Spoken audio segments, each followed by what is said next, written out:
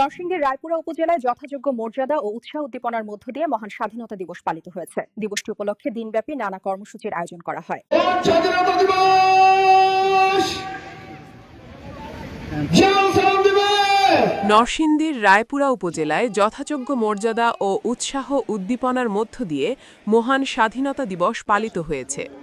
দিবসটি উপলক্ষে দিনব্যাপী নানা কর্মসূচির আয়োজন করা হয়।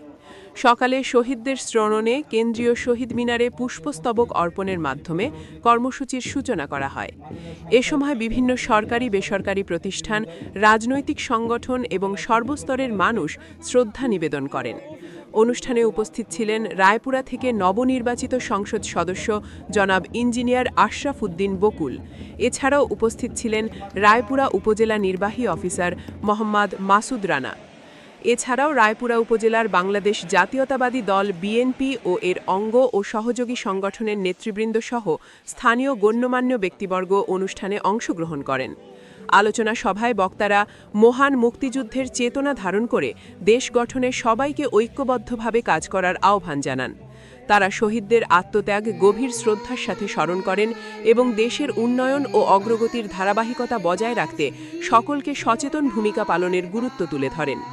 দিনব্যাপী কর্মসূচির মধ্যে ছিল জাতীয় পতাকা উত্তোলন, কুচকাওয়াজ, সাংস্কৃতিক অনুষ্ঠান এবং বিভিন্ন প্রতিযোগিতা।